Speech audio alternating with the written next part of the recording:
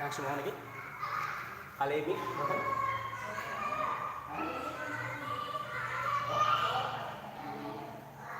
oke.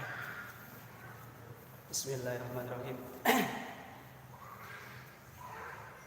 Assalamualaikum warahmatullahi wabarakatuh. Bismillahirrahmanirrahim. Alhamdulillahirabbil alamin wassalatu wassalamu ala asyrofil anbiya'i wal mursalin wa ala alihi wa sahbihi ajmain amma ba'du. Ingkang kula hormati Bapak Kiai Rasikun, ingkang kula hormati Bapak Kiai Rasikun, ingkang kula hormati ugi Bapak Kiai Kuswoyo selaku pembina Mushola Al Barokah, ingkang kula hormati Ibu Dwi Linar nggih selaku rombongan ketua rombongan hadir. Apa? Ingkang kula hormati para ibu-ibu sedaya, marilah kita panjatkan puji syukur pada Allah Subhanahu wa taala yang mana sore hari ini kita masih diberikan panjang umur dalam sehat walafiat sehingga masih bisa hadir dalam pengajian rutinan setiap hari Ahad, ya kan? Katanya kemarin di SMS jadwalnya nggak tahu nih yang bikin jadwal sama ya. Jadi jadwalnya gantian katanya. Oh ya udah, akhirnya saya yang mengisi.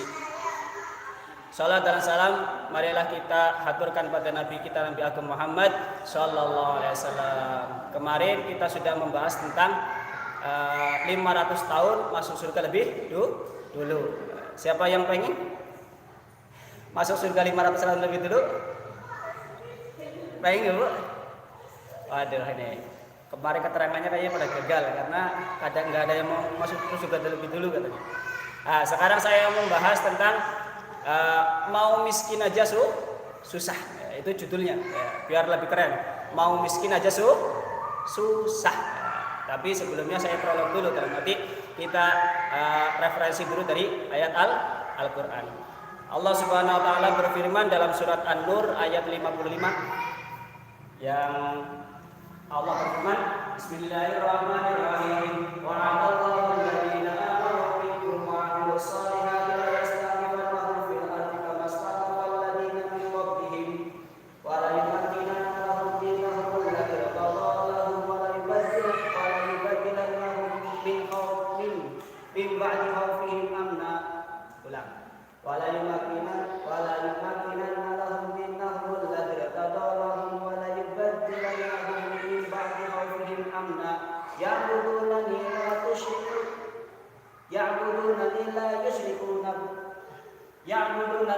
yushrikuna bihi ma yasha. Ya'budunani la yushrikuna bihi syai'a wa man kafara ba'da dzalika fa ulaika humul fasiqun. Ayatnya banyak. Jadi di dalam surat An-Nur disabdakan difirmankan bahwa wa'adallahu alladziina aamanu minkum wa 'amilus shalihati la yastakbirunahum fil ardi. Ya kan? Wa'adallahu alladziina aamanu, Allah berjanji. Wa'ada ada artinya kan janji. Wa'adallahu alladzi, Allah berjanji kepada siapa? Amanu, orang yang beriman. Wa 'amilus shalihat, dan orang-orang yang melakukan perbuatan amal soleh. Apa janjinya Allah? La yastakhlifannahum fil ardi. Allah akan menjadikan mereka itu berkuasa. Berkuasa di mana? Fil ardi. Jadi kalau misalkan seseorang itu sudah dia itu beriman dan melakukan suatu perbuatan amal soleh, maka pasti dia akan berkuasa di bumi. Di dunia ini, di buminya Allah ini pasti berkuasa. Makanya istilahnya tuh orang Islam pasti sugih. Ya, orang Islam pasti sugih. Nah, kenapa ada yang banyak yang enggak sugih? Ya nanti. Ya, nanti. Kama stalafal ladina min qablihim. Ya kan? Sebagaimana Allah telah menjadikan orang-orang min qablihim sebelum mereka berkuasa. wala yumakkinanna lahum dinahum. Dan sesungguhnya Allah itu akan meneguhkan mereka dinahum daripada agama mereka alladzi tadha lahum. Jadi yang telah Allah ridhoi. Jadi Allah seseorang yang sudah beriman kemudian melakukan amal soleh, maka yang pertama Allah kasih dalam kehidupannya, maka dia akan menjadi orang yang agamanya kuat. Tandanya orang yang dia itu melakukan imannya ada, terus melakukan amal soleh, maka dia akan diberi keistimewaan oleh Allah. Salah satunya adalah keimanannya kuat, akan dikuatkan dalam keimanannya dan juga dalam agamanya, maksudnya yaitu adalah agama yang diridhoi dari Allah. Apa itu agamanya? Agamanya adalah Islam. Jadi kalau misalkan orang sudah mempunyai iman, beramal soleh, maka Allah akan kasih keteguhan iman dalam hatinya, agamanya yang diridhoi yaitu agama Islam. Wala yubaddilannahum, dan Allah benar-benar akan mengubah keadaan mereka min ba'di khaufihim amna, yang tadinya itu adalah orang-orang yang takut. Tadinya takut apa? Takut miskin. Kalau misalkan dia punya iman kemudian melakukan amal soleh, tidak takut lagi miskin. Kenapa kita takut miskin? Karena kurang iman, kemudian kurang melakukan amal soleh.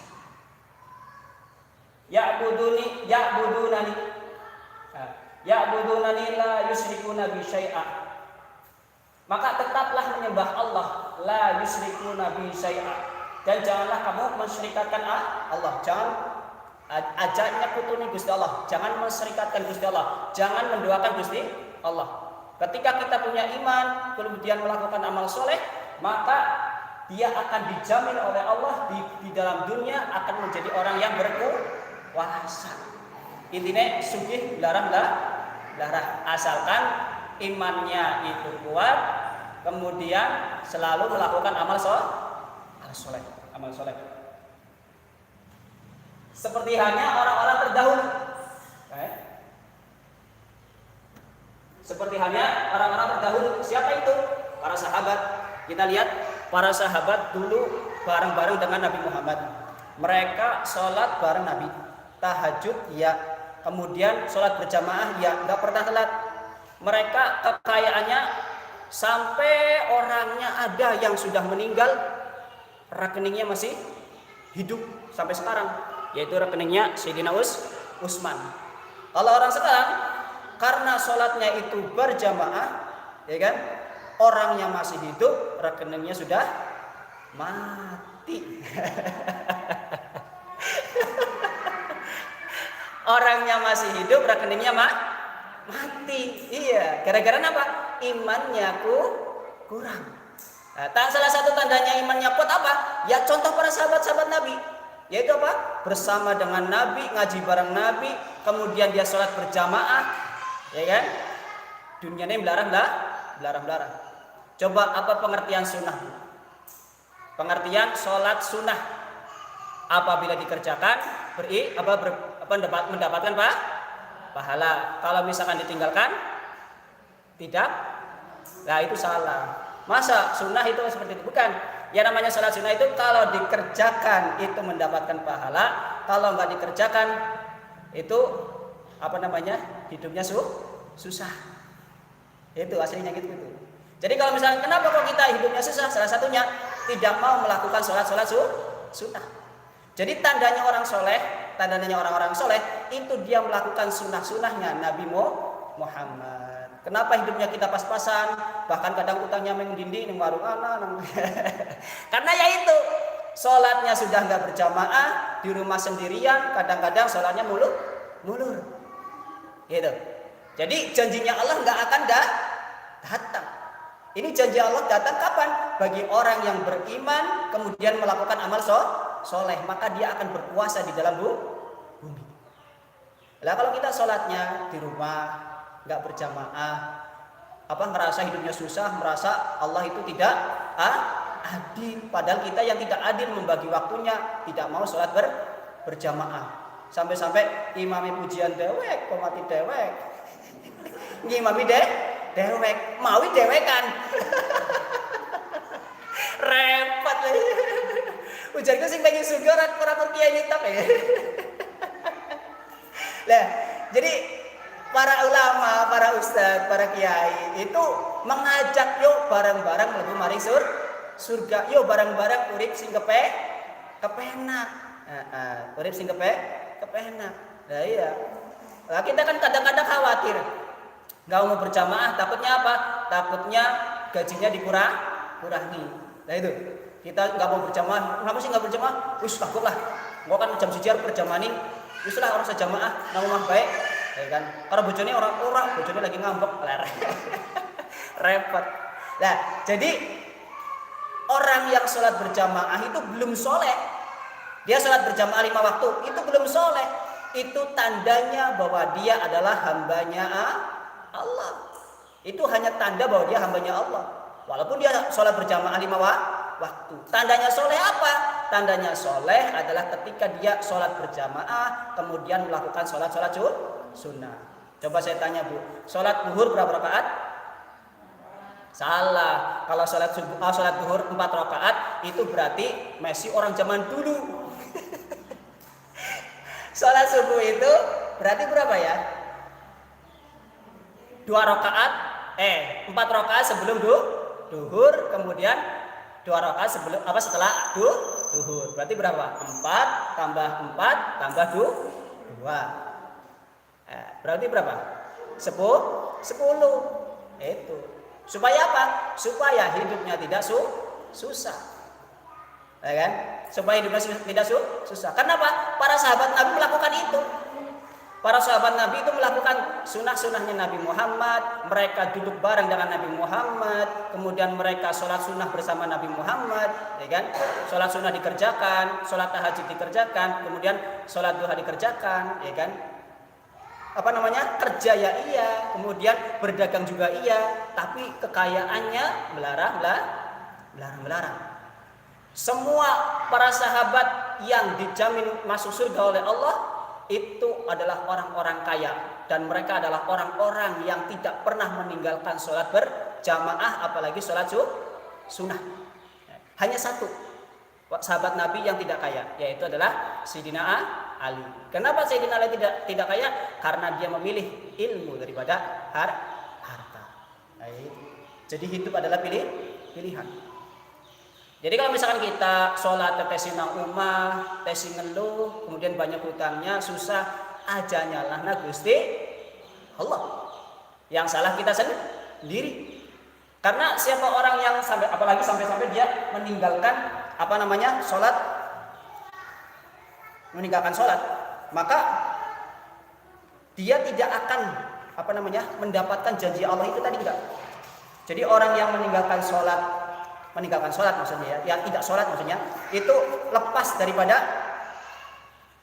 jaminannya Allah ini. Sebagaimana hadis Rasulullah SAW,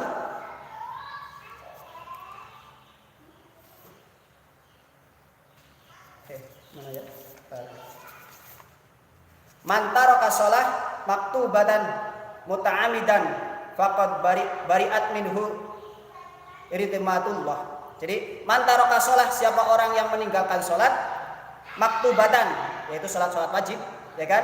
Muta'amidan, dengan sengaja, dia sengaja meninggalkan sholat berjamaah, sengaja meninggalkan sholat intinya. Kemudian faqad bari'at minhu, maka Allah akan membebaskan dirinya daripada janji-janjinya. Dimatuhu, maka Allah akan melepas daripada janji-janjinya Allah. Apa janjinya Allah? Ya ini tadi. Siapa orang yang beriman kepada Allah kemudian dia melakukan amal-amal soleh, maka dia akan berkuasa di dalam bumi. Kok dia nggak sholat? Berarti dia telah meninggalkan keimanan. Nah, karena apa? Dia nggak mau menjadi hamba-hamba yang beriman. Salah satu seseorang yang imannya kuat adalah salah satunya adalah dia sering sholat. Walaupun syahadat itu sudah mengatakan iman. Siapa yang baca syahadat, yang sholat masuk masuk surga. Tapi harus kita realisasikan dengan apa? Yaitu rukun Islam itu, yaitu sholat. Ya kan? Jangan meruntuhkan keislaman kita. Ada yang tanya, Mas, kalau misalkan ada orang nggak sholat itu gimana? Punya iman apa enggak? Ya punya, karena dia sudah bersahadat. Islam enggak? Lah ya nggak tahu. Coba rukun Islam ada berapa? Ada 5. Yang pertama syahadat. Berarti dia masih Islam, ya kan? Yang kedua sholat. Berarti dia Islam kan? Orang yang sholat berarti Islam kan? Dia beriman tapi belum sempurna Islamnya. Nah, makanya kehidupannya susah. Wajar saja. Jadi nggak usah menyalahkan Allah ketika kehidupannya susah. Karena apa? Dia menyusahkan dirinya untuk sholat berjamaah, ya kan? Dia menyusahkan dirinya untuk sholat berjamaah. Makanya jaga benar-benar sholat kita untuk berjamaah, ya kan? Syukur-syukur 5 menit sebelum adzan, ya kan? Siapa orang yang 5 menit sebelum adzan yakin dunia ini melarang. Makanya orang-orang zaman dahulu, ya kan, mbah-mbah kita itu dia rumahnya luas-luas. Gara-garanya apa? Mengikuti jejak para sahabat. Yaitu apa? Sebelum adzan sudah di musola, ya kan? Kalau sekarang yang enak kayak gitu, yang sekarang malah kebanyakannya gitu ngerangkep, ya. Borongan, ya kan? Kiai ini kabeh, ya. Jadi dianggapnya yang paling soleh adalah kiai. Padahal apa? Kiai itu belum tentu soleh. Karena apa? Yaitu adzan sendiri, qomat sendiri, jamaah sendiri. Yang nggak jadi dapat jamaah sendirian. Cuma dapat nih niat jamaah saja. Itu kasihan. Bantu para ulama, para kiai, para ustadz. Bantu apa? Ya hadir ketika sholat berjamaah. Nanti Allah yang akan membalas. Ya, janjinya Allah, siapa orang yang beriman melakukan amal soleh, maka dia akan berkuasa di bumi. Setidaknya, ya kan? Kalau misalkan dia punya hutangnya lunas. Allahumma amin. Berarti besok ini jamaah kira-kira penuh ya? Janji ya, besok jamaah penuh ya? Ya gitu. Nah, terus nanti di surga itu, ya, ketika orang mau masuk surga itu kan janjinya siapa orang yang beriman maka dia akan menjadi orang yang kaya. Jadi orang kaya itu nanti masuk surganya bagaimana? Ya kan? Pernah suatu ketika Rasulullah SAW bersabda, "Inna muksirina hum mukiluna yaumal qiyamah." Sesungguhnya orang-orang yang banyak hartanya hum mukiluna yaumal qiyamah. Mereka adalah orang yang sedikit pahalanya, ya kan? Pada hari kiamat. Ya kan? Siapa orang yang dia itu kaya, maka kaya hartanya maksudnya, hum mukiluna yaumal qiyamah. Maka dia adalah orang yang miskin pahala di akhirat. Illa kecualinya. Jadi orang kaya itu dia nanti di akhirat itu pahalanya sedikit. Kecualinya bagaimana? Man aqtahullahu khairan, kecuali orang-orang yang dia itu memberikan kebaikan daripada hartanya, fanafaha fihi, lalu dia menginfakkan hartanya yaminahu pada tetangga kanannya, wasimaluhu dan tetangga kirinya, terus wayadaihi wawarahu, kemudian tetangga depan, kemudian tetangga belakang. Jadi dia sering mengasih sesuatu pada tetangga kanan kiri, maksudnya ngasih sedekah kanan kiri, kan. Kemudian wa amala fihi khairan, kemudian setelah ngasih pada tetangganya orang mundat itu orang memohonkan dengan amal yang telah diberikan. Alah kae tanggaku nang mburi omah kae angger ora tak bantu nang nyong wis mati kepien. Kayak gara-gara yang sugih, ya kan? Jadi sing larat-larat kae wis jadi bisa urip sampai siki. Agarnya orang bantu kae orang bakal urip, enggak boleh gitu. Jadi bukannya seperti itu. Maksudnya di sini wa amala fihi khairan. Jadi mengamalkannya itu dengan kebaikan. Jadi mengamalkan daripada hartanya itu udah ngasih pada orang, kemudian dia berperilaku baik. Maksudnya orang ngomongkan kae terus gini nyong. Enggak usah disebutkan. Pernah suatu ketika Sayyidina Abdurrahman bin Auf itu dia dikabarkan oleh Rasulullah, nanti kamu di akhirat itu akan terseok-seok di dalam masuk surga. Sahabat ahli surga, ya kan? Ketika dibilang seperti itu oleh Nabi Muhammad, akhirnya sahabat Abdurrahman itu nangis, Bu. Ya kan? Nangis karena di akhiratnya, waduh, saya terseok-seok di dalam mau masuk surganya lama. Akhirnya sahabat Abdurrahman bin Auf itu niat mau mensedekahkan hartanya. Kemudian terjadilah perang Tabuk ketika itu. Terjadi perang Tabuk, kemudian perang Tabuk itu melawan Romawi, yaitu melawan Bizantium. Jaraknya itu dari Madinah sekitar 770 km. Jadi ketika pulang dari perang Tabuk, para sahabat itu punya korma di rumah. Jadi kalau misalkan sekarang berarti kan kayak orang panen tuh di lumbungnya banyak padinya. Kalau dulu bukan padi, kalau di Arab itu bukan padi, tetapi korma. Lah, kormanya pada busuk. Karena apa? Ditinggal perang. Lah, kesempatan Sayyidina Abdurrahman bin Auf itu pengen jadi orang miskin biar di akhirat itu tidak terseok-seok masuk surga. Akhirnya semua orang diumumkan, siapa yang punya kurma di rumah yang busuk, bawa ke sini, saya beli. Akhirnya semua para sahabat yang punya kurma di rumah itu menjual kurmanya pada Sayyidina Abdurrahman bin Auf. Akhirnya habis uangnya, senang. Kalau kita gimana, Bu? Habis uangnya senang apa susah? jujur. Kalau habis uangnya senang apa susah? Nah, ya, jadi kalau Sayyidina Abdurrahman bin Auf itu habis uangnya malah senang. Alhamdulillah saya bisa bersama Nabi Muhammad nanti dalam surga. Nah, tapi apa yang terjadi?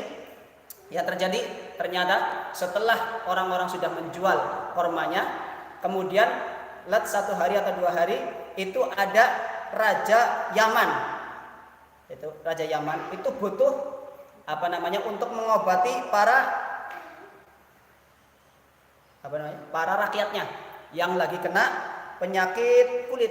Ya, katanya konon kata tabibnya itu tambahannya itu adalah korma yang busuk. Akhirnya Raja Yaman mengutus pengawalnya, utusannya untuk membeli kurma ke daerah Arab itu, ke daerah para sahabat itu. Para sahabat tahu semuanya, yang beli cuma Abdurrahman bin Auf. Akhirnya utusannya ini disuruh untuk ke Abdurrahman bin Auf. Ternyata apa yang terjadi? Oleh utusan daripada Yaman ini dibeli 20 kali lipat. Ada yang mengatakan 10 kali lipat. Jadi yang tadinya mau miskin malah jadi kaya raya lagi. Oh, itu bayangkan. Malah jadi kaya raya lagi. Gara-gara apa? Gara-gara orang Yaman lagi butuh korma busuk untuk menyembuhkan daripada penyakit para rakyatnya. Akhirnya kaya lagi Sayyidina Abdurrahman bin Auf. Coba bayangkan, mau miskin aja susah. Kalau kita gimana, Bu? Susah lagi lagi miskin susah. Jadi nggak usah susah. Aslinya nggak usah susah. Miskin itu hanya istilah saja. Ya, istilah saja. Karena yang paling susah itu adalah kemiskinan di akhirat. Tapi kalau misalkan di dunia miskin ya susah wajar, tapi jangan dibikin susah. Karena kalau dibikin susah, susahnya tambah-tambah. Tapi kalau misalkan dibikin happy, insya Allah ada jalan keluarnya, jadi menjadi orang yang kaya raya. Makanya kalau menurut saya orang yang paling kaya raya adalah orang yang dia itu mampu untuk sholat berjamaah. Kenapa seperti itu? Kalau nggak salah ada sebuah makalah, as-sholatu mi'rajul mu'min. Sholat itu adalah mi'rajnya orang-orang yang beriman. Jadi sholat itu mi'rajnya orang-orang beriman. Coba Bu, kita bayangkan, mi'raj itu kan dari bawah, dari Masjidil Haram ke Masjidil Aqsa, kemudian ke Sidratul Muntaha. Itu kalau misalkan diproyekkan, maksudnya ada suatu pesawat terbang yang terbang dari Masjidil Haram ke Masjidil Aqsa sampai ke Sidratul Muntaha, kayaknya orang sealam dunia ini suruh membayar proses Isra Mi'raj, proses dari sini sampai ke Sidratul Muntaha, kayaknya orang sealam dunia itu nggak akan mampu untuk sampai ke Sidratul Muntaha. Kenapa seperti itu? Iya, karena langit pertama saja, itu dalam keterangannya itu, langit pertama apabila dimasukkan ke langit kedua, itu perumpamannya itu sama seperti kelereng yang dibuang di lautan lepas. Itu langit pertama ke langit kedua. Nah, digabungkan langit pertama sama langit kedua, dicemplungkan kepada langit ketiga, itu perumpamannya seperti kelereng dibuang di lautan luas. Nah, kemudian dari 1 sampai 5 dibuang ke langit ke-6 ke langit ke-7, sama perumpamannya seperti kelereng dibuang di lautan lepas. Begitu berarti begitu kecilnya diri kita begitu kecil, dan juga jaraknya berarti sangat jauh. Makanya orang yang mampu sholat berjamaah berarti dia adalah menyiapkan dirinya untuk menjadi orang yang ajaib, menyiapkan dirinya untuk menjadi orang yang kaya raya. Karena apa? Gak akan mampu satu alam dunia ini untuk membayar proses satu kali proses Isra Mi'raj. Padahal dalam makalah as-sholatu mi'rajul mu'min. As-sholatu mi'rajul mu'min. Sholat itu adalah mi'rajnya orang-orang yang beriman. Makanya orang-orang Islam itu pasti kaya asal sholat. Nah, sekarang kalau misalkan kita nggak sholat, dari mana lagi kekayaan kita punya? Ya. Nah, makanya kenapa? Karena dari sholat itu secara secara ilmu kekayaannya itu ada di fase alfa. Jadi ada di zona alfa. Jadi ketika zona santai. Jadi orang yang sering melakukan hidupnya santai, ya kan? Ada masalah biasa saja, itu dia cepat kayanya. Asal dia santai. Orang yang kemerungsung, yang sering ngomel-ngomel, bojone teka di paido, bapak kesini pribe, makanya atas pengajian pilih dintasi, pemiane. Lah itu nggak akan jadi kaya itu. Karena apa? Udah, ya kan? Ya, merasa kita menjadi ahli surga, pulang ke rumah, jemuran masih gantung, ngomel-ngomel sama suami nggak akan jadi orang kaya. Karena apa? Orang yang ngomel-ngomel, istri yang ngomel-ngomel pada suami itu ngomel-ngomel kan marah itu ada di zona api. Ya. Api itu akan membakar kayu bakar. Nah, sama. Kayu bakarnya apa? Kayu bakarnya emosi adalah amal. Jadi kalau misalkan ibu, ya kan, ibu misalkan nih habis marah tiba-tiba langsung mati, misalkan, langsung masuk neraka itu langsung. Karena apa? Membuat suaminya mangkel. Makanya surganya ibu itu ada pada suami. Maka carilah keridhaan suami.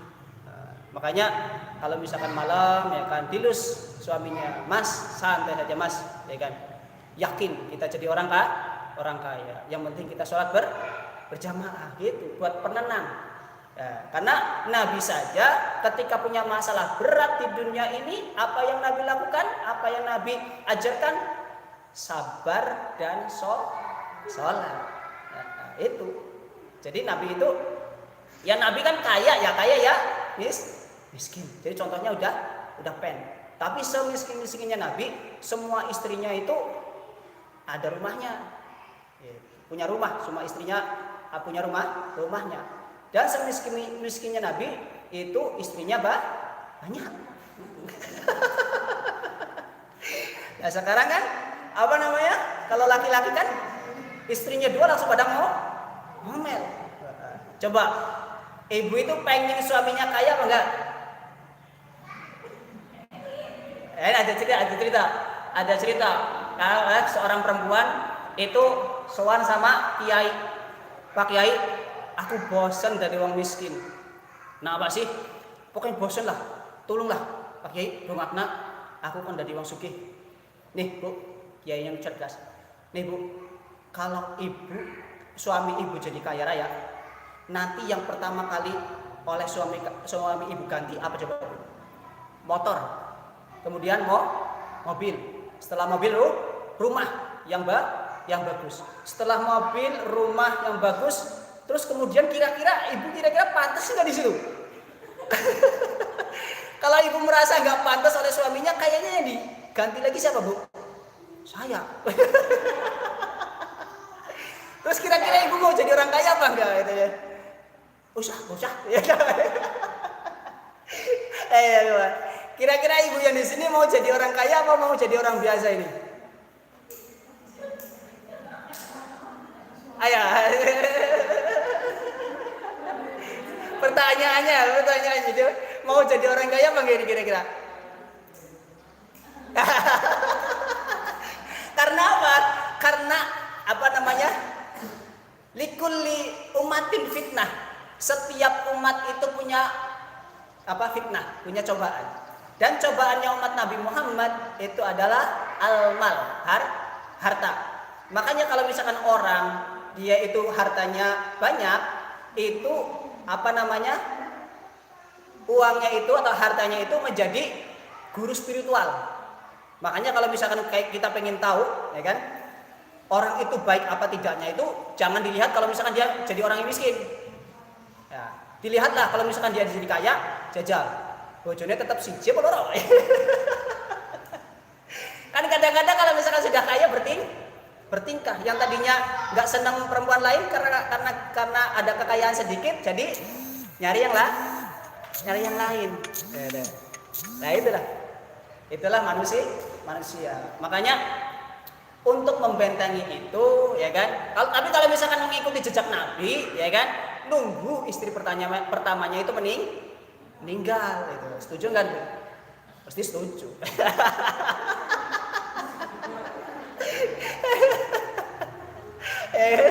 Pasti setuju ya kan? Makanya cara jitu supaya ibu-ibu itu jadi orang kaya, jangan takut apa namanya suaminya itu menjadi orang yang istrinya dua. Takut nggak? Oh, kalau takut nggak jadi kaya. Coba aja keterangan dalam kisah. Tapi biasanya ketakutan itu tidak akan terjadi. Kalau misalkan kita nggak takut kan nggak terjadi. Justru orang-orang yang takut itu malah kadang-kadang terjadi. Makanya biasa saja. Ya oja, nyong ora wedi, temenan malah repot. Jadi hal-hal seperti itu nggak usah diberaniin, jangan takutinnya sedengan saja, biasa saja, ya kan? Iya.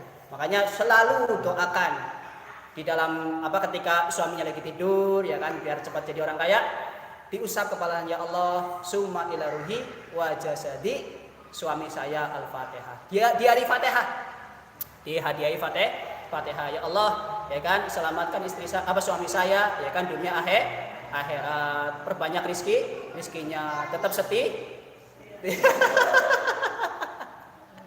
Lah ya, itu semuanya kuncinya ada di doa kita. Doa ibu itu manjur untuk suami. Makanya yuk bareng-bareng kita melakukan keimanan yang tinggi, salah satunya berjamaah supaya hidupnya itu berkah. Kalau pengen hidupnya mewah adalah sering-seringlah sholat sunnah dan juga melakukan kesunahan yang lain.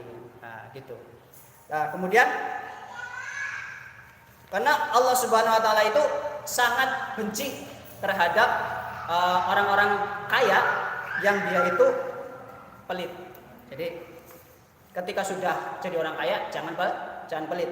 Jadi innallaha ta'ala yubhidu salasa nafarin. Jadi Allah benci terhadap 3 golongan. Wa bu'duhu li salasin. Kemudian Allah lebih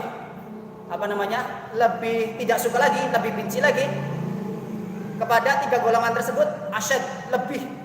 Jadi Allah benci terhadap 3 perkara, tapi Allah lebih benci lagi terhadap 3 perkara yang lain. Yang pertama, awaluha yubhidul fusaqa wa bu'duhu li Syekh Al-Fasik. Jadi awaluha yubhidul fusaqa. Jadi Allah benci terhadap orang yang berbuat maksiat. Allah benci terhadap orang-orang yang fasik, orang-orang yang berbuat maksiat. Ya, ada orang berbuat maksiat, ya kan? Dari kecil sampai mandan tua, ya kan? Masih berbuat maksiat, orang dalam sholat. Nah, itu Allah benci.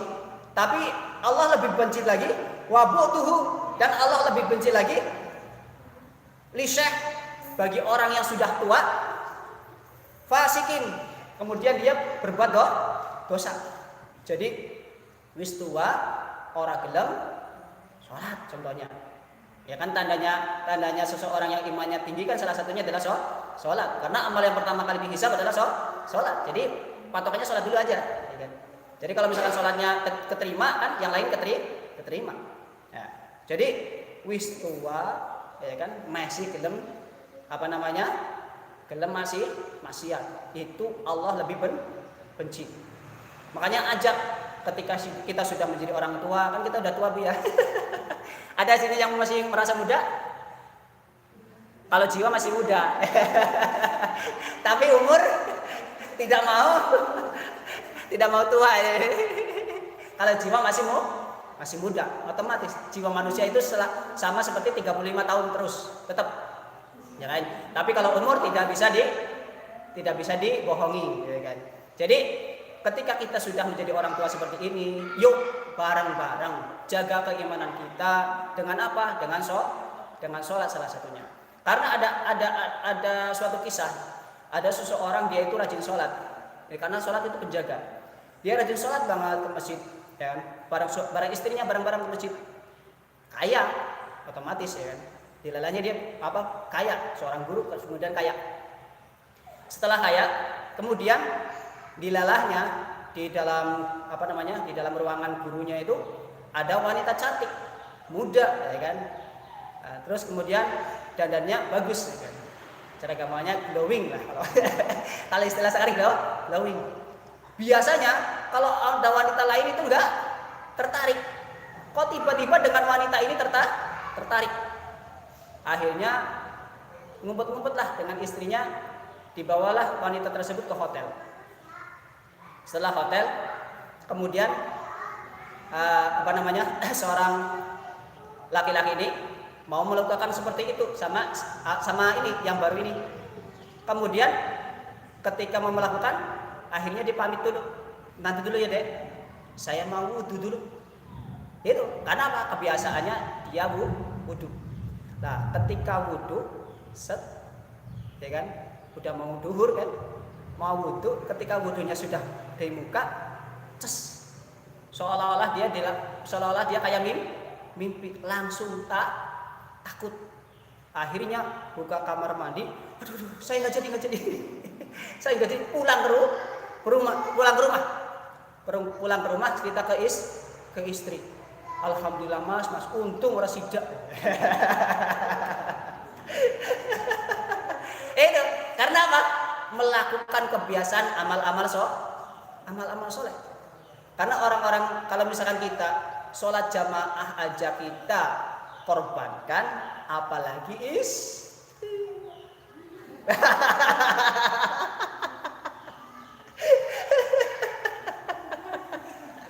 Ayo, coba bayangkan. Keimanan kan seperti ini. Sholat berjamaah itu tanda seorang yang beriman kan seperti itu. Karena apa? Nabi sendiri yang imannya kuat itu sholat berjamaah. Para sahabat yang imannya kuat-kuat itu semuanya sholat berjamaah, kemudian sholat sunnah. Lah, suaminya ibu semuanya, ya kan? Kalau misalkan dia nggak sholat berjamaah, kok kemudian dia punya istri lain? Misalkan, alhamdulillah, tapi jangan yang ada di sini, jangan. Pokoknya yang sana. Di sini semoga aja, jangan, ya kan? Jangan tiru maksudnya. Nah itu kalau misalkan mendua wajar. Karena apa? Sholat aja ditinggal. Yang itu adalah kewajiban setiap laki-laki. Paham ya? Lah semoga paham. Kalau nggak paham berarti besok ngaji lagi, ya kan? Ya otomatis lah ya. Nah makanya doakan. Ketika kita belum ahli berjamaah, kan godaannya. Seorang wanita pengen menasihati suami itu jangan langsung, Pak, ayo sholat berjamaah. Nggak mungkin mau.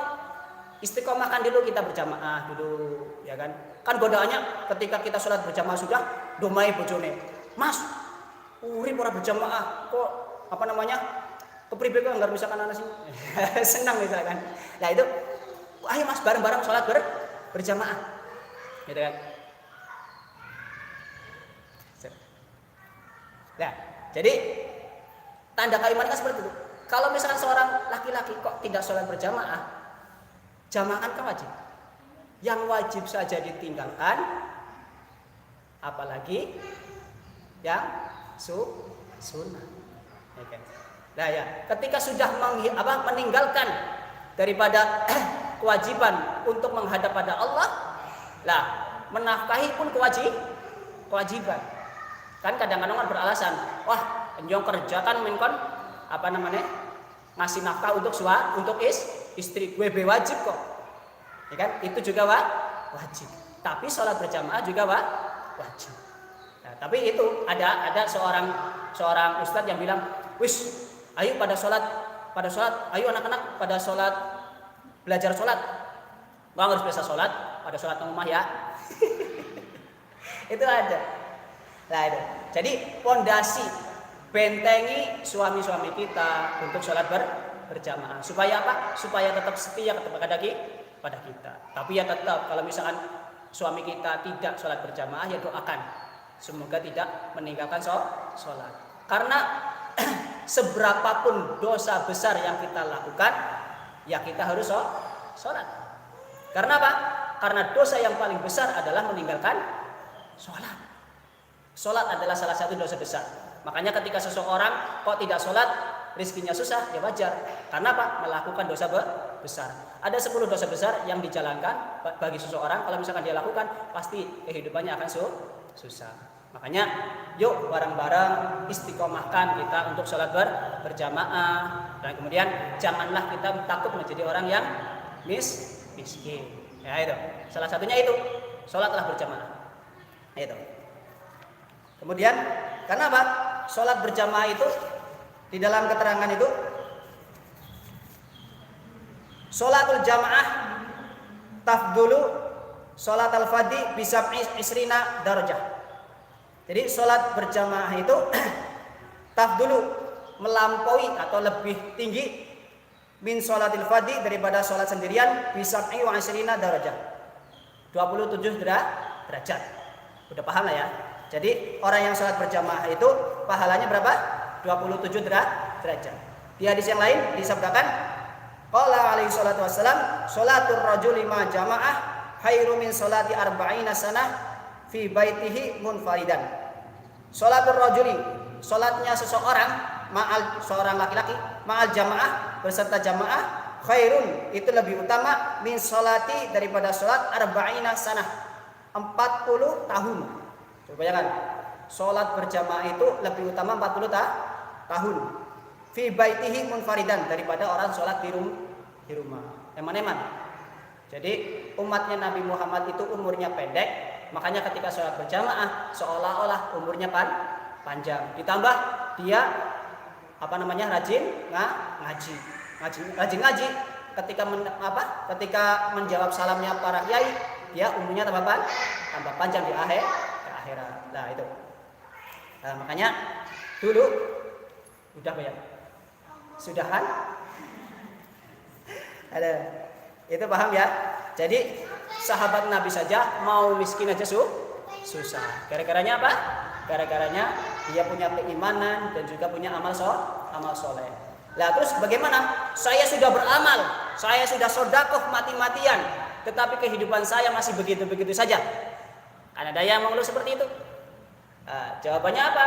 Jawabannya karena ketika dia sedekah, satu ingin balasan. Jadi salah satu ciri khas seseorang yang sedekahnya Allah langsung balas adalah ketika dia mencontoh matahari. Bagaimana contoh sedekah yang bagus? Ketika sedekah seperti matahari, apa dia? Menyinari tanpa ingin dibalas sinarnya. Jadi matahari kan menyinari tanpa ingin balasan. Ketika kita aku sedekah kene ora sugi-sugi. Ya, aku sedekah tapi kene ora sugi-sugi. Berarti ini mengharap balasan. Walaupun Allah itu sudah berjanji, siapa orang yang sedekah 1, maka Allah akan balas 10. Itu kan janjinya Allah. Ya kan, janjinya Allah benar. Tetapi yang enggak benar kapan? Kapan kita nagih janji pada Allah. Paham enggak? Gene nyong sedekah tetap susah. Berarti kan nagih. Nah, itu yang enggak akan jadi yang enggak akan jadi kelipatan. Nah, makanya orang-orang yang sedekahnya jor-joran itu kaya raya kenapa? Yaitu kayak Sayyidina Abdurrahman bin Auf. Kenapa dia sedekah dengan membeli semua kormanya para sahabat, kemudian dia jadi kaya? Karena apa? Sedekahnya itu tidak mengharapkan balasan dari Allah. Walaupun Allah sudah menjanjikan. Paham ya? Clue-nya udah paham? Paham enggak? Clue punya apa? Banyak. Intinya udah paham ya? Ya. Ya, kita baca doa bersama. Bismillahirrahmanirrahim. Allahumma shalli ala sayyidina Muhammadin wa ala sayyidina Muhammad. Bismillahirrahmanirrahim. Alhamdulillahirabbil alamin. Hamdan yufi wa yukafi majidah. Ya Rabbana lakal hamdu kama yanbaghi li jalali karim wa ladhi sultani. Allahumma la nahsana ana alaika kama asnata ala subhaka lakal hamdu hatta tarda. Wa lakal hamdu daradi wa lakal hamdu badrida. Allahumma salli wa sallim wa barik ala sayyidina Muhammadin wa ala sayyidina Muhammad.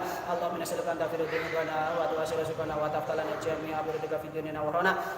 Wa tubali jami'a ma qasidana manawaina min yadin salihah. Allahumma salli ala rahamana wa ummatina wa jadana wa jadatina wa masyina wa li sariwanina minal muslimina muslimat wal mu'minina wa mu'minat al ahya'i minna taqabbal mujibud da'wah fa yaqdil hajat bi hajatina bi rahmatika ya rahman alamin. Allahumma nas'aluka an taghfir lana futul arifin wa taj'alna ala ma'amilin salihin mahfudin marzuqin mulisin dan makuna bi rahmatika ya rahman alamin. Allahumma nas'aluka an tubarik lana fi hayatina wa mamatina wa mitna al husnul khatimah badati wa limfikatika wa tadrasilika ya ilahana ya rabbil alamin. Rabbana dhalamna anfusana wa lam taghfir lana wa tarhamna lanakunanna minal khasirin. Rabbana atina fid dunya hasanah wa fil akhirati hasanah wa qina adzabannar. Subhana rabbika rabbil izzati amma yasifun wa salamun alal mursalin walhamdulillahi rabbil alamin. Al-Fatihah.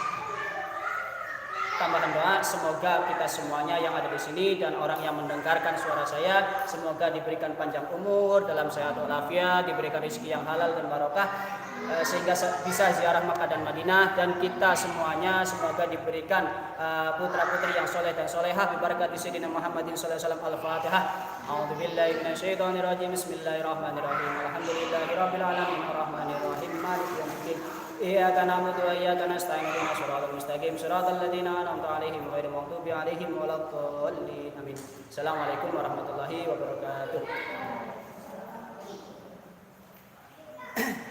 Allahumma shalli ala Muhammad syafi'il anam wa alihi wa sahbihi wa sallim ala